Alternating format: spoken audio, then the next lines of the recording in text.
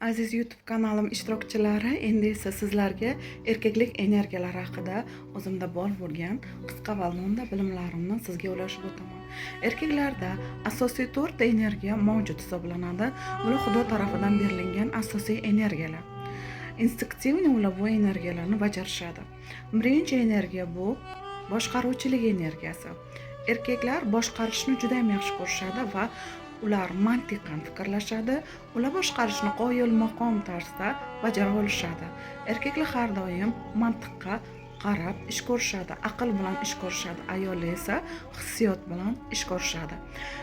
Boshqaruvchilik bular prezidentlar, bular uyni boshqarish, prezidentlik, uyda prezidentlikni ham turmush o'rtog'ingizga topshirishingiz kerak bo'ladi. Boshqarish bu fabrikani boshqarish hamma joyda boshqaruvchilik energiyalarini erkaklar juda adolatli, haqqoniy, agar erkaklik energiyalar juda ham joyida bo'lsa, boshqara olishadi. Ikkinchi asosiy energiyalar bu ta'minot. Ya'ni ta'minlash. Erkaklar o'z ayolini, farzandlarini, oila a'zolarini pul bilan ta'minlash funksiyasi ularda instinktivniy mavjud. Ular ichkaridan ichki holatda har doim bu hisni o'zlarida olib yurishadi va ular ertalabdan kechgacha farzandi uchun, oilasi uchun mana shu funksiyani bajaradi, ya'ni ta'minlaydi. Oziq-ovqat bilan, pul bilan farzandlarni o'qishlariga pul hamda ayoliga o'zini pulidan ajratib beradi, ta'minlaydi. Va uchinchi eng asosiy energiya bu nima? Erkaklar tarafidagi eng asosiy energiya bu jinsiy energiya. Bu albatta oila ayoli bilan birgalikdagi bo'ladigan energiya hisoblanadi. Jinsiy energiya bu erkakning o'ziga bo'lgan kuchi, erkaklik kuchini aniqlab beradi. Erkaklar jinsiy energiyada o'z ayolidan qoniqtirish hissini olganida o'zini juda ham kuchli erkakman deb o'ylaydi va albatta bu energiya genialnost deyiladi, ya'ni pul topishdagi asosiy mezon. Erkak o'zini erkak his qiladi va erkak o'zini erkak his qilganidan pul yo'llari ochilishni boshlaydi. Ya'ni boshqa energiyalarga ham o'z-o'zidan chambarchas bog'liq hisoblanadi.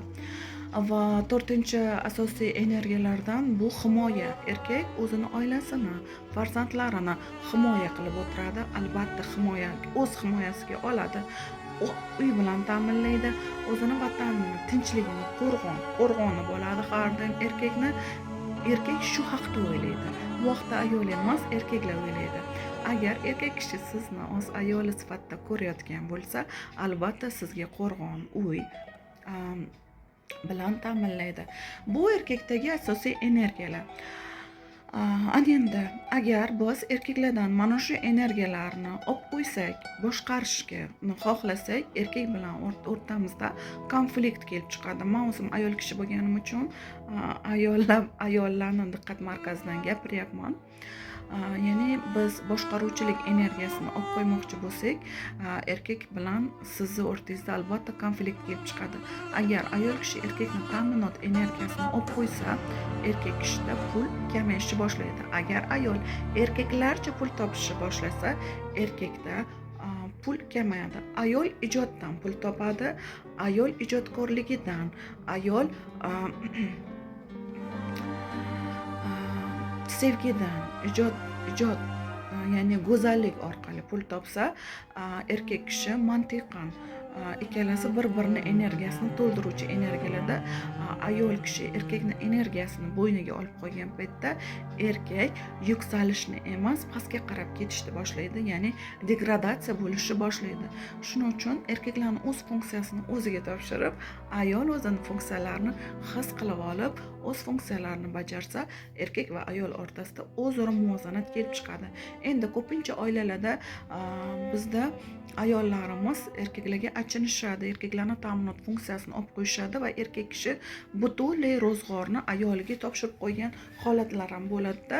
Mana shunaqa paytda sekin-sekin ishonch bildirgan holatda o'zingiz bu yelkadan tashlab erkakdan iltimos qilishingiz kerak bo'ladi. Iltimos, bozor qilib bering, menga og'irlik qilyapti deb ichki holatda erkakka bosh egishingiz kerak bo'ladi. Ojiz ekanligingizni, sizni haqiqatdan ham kuchingiz yetmasligini, haqiqatdan ham bilagingizda unaqa kuch yo'q ekanligini erkakka aytishingiz kerak bo'ladi. Undan iltimos qilishingiz kerak bo'ladi. Agar erkak bu xatti-harakatlarni sizga bajarib berganda, erkakka minnatdorlik, chuqur minnatdorlik shu erkak sizni oldingizda borligi uchun, shunchaki borligini o'zi sizni tan olayotgani uchun ichki holatda qalbingizda minnatdorlik kerak bo'ladi. Mana shu hislarni erkak olib tursa, o'zini funksiyasini bajarishni boshlaydi. Hammaga rahmat. Ma'lumotlarim, qisqa ma'lumotlar shulardan iborat edi. Savollar bo'lsa kommentariyada qoldiring va bu savollarga albatta men qisqa videolarda javob berib o'taman.